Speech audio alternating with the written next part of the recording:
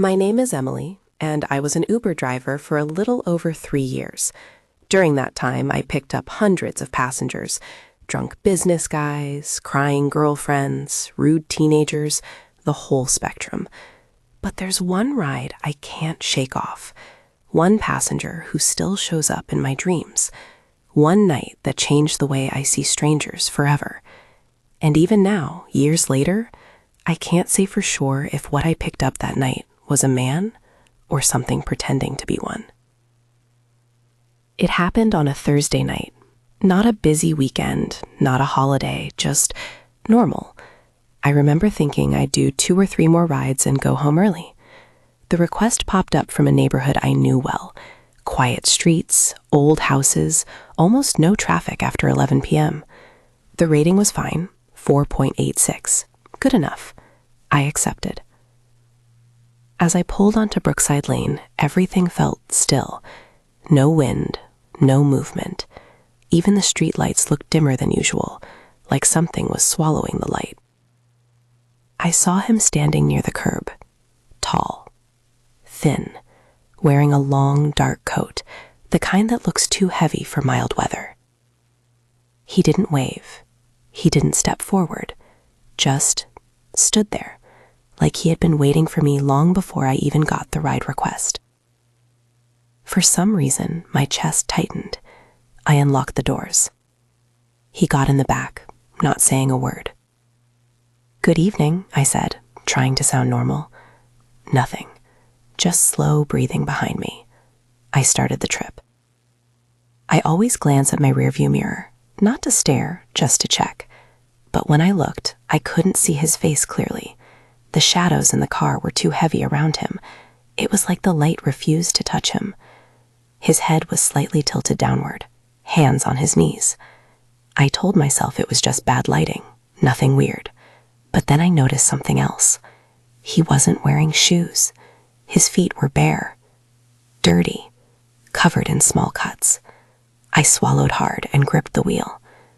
"Long night?" I asked, just to break the silence. His head lifted a few millimeters, barely a reaction. Still no answer. Maybe he didn't speak English. Maybe he was deaf. Maybe he was just weird. But every instinct inside me whispered, something is wrong. We were maybe 3 or 4 minutes into the ride when I heard it clearly for the first time. A slow, shaky breath.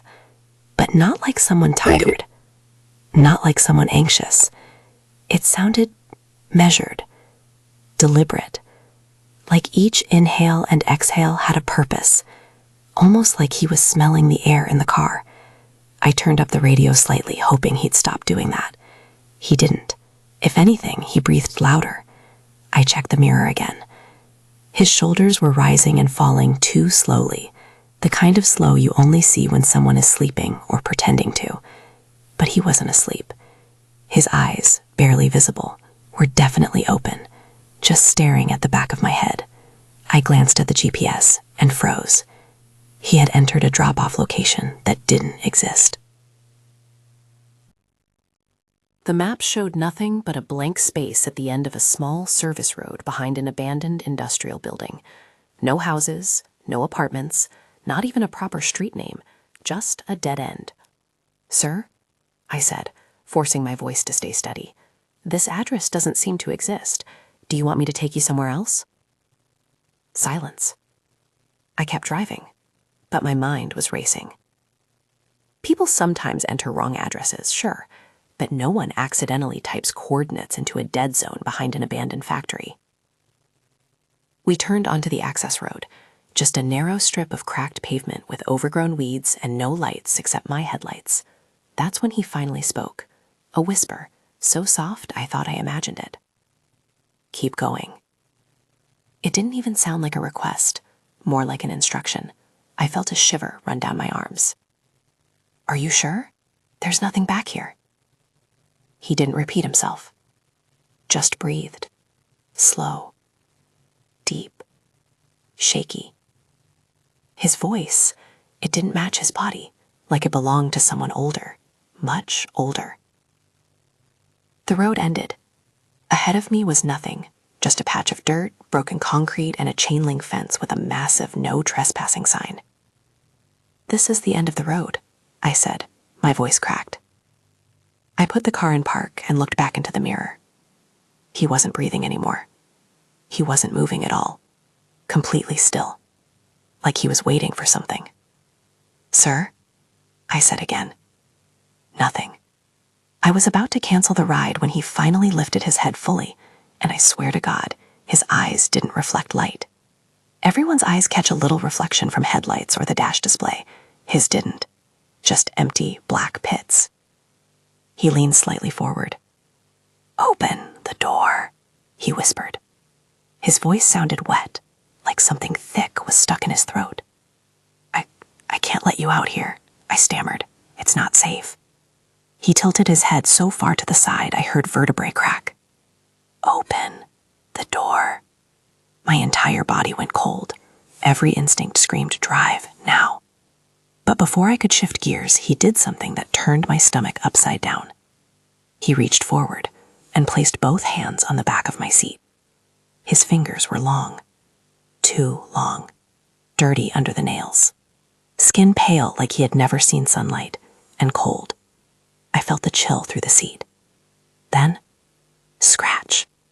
He dragged one fingernail down the leather, slow and deliberate, like he wanted me to hear it. Scratch. Another one. My throat tightened. My breathing sped up. This was bad. Very, very bad. "I'm taking you back to the main road," I said, forcing confidence I didn't have. He didn't move his hands. He didn't lean back. He just whispered, "You shouldn't have come here." I slammed the car into drive. The sudden movement threw him slightly back, and that tiny opening was all I needed. I pressed the gas pedal to the floor. The car lurched forward. I didn't care about potholes, weeds, debris, nothing. Behind me, he hissed. Not yelled. Not ground. Hissed. Like an animal. I didn't look back. Not once. I kept driving until the access road gave way to a real street, and streetlights finally appeared. Only then did I dare to glance at the mirror. He was gone. The back seat was empty. The door was still locked. Child lock still engaged. No sound. No footprints. No open door alarm. Nothing. But the seat where he had been sitting was ice cold. I drove straight home, shaking so badly I could barely take the keys out of the ignition. I barely slept that night. The next morning, I checked the Uber app. The trip was still active. Not completed, not canceled, just running endlessly, like the app couldn't process it. I contacted support. They told me something that made my heart sink. "There's no record of that ride on your account. No pickup, no passenger, no route. Nothing." I checked my dashcam footage. Dead, corrupted, like the file was wiped. I even drove back to the access road in daylight. And that's when I noticed something that made my knees weaken. The chain link fence, the one I had stopped in front of, was torn open. Not cut, not broken. Torn, as if something large had pushed through from the inside. There were footprints on the ground. Bare footprints.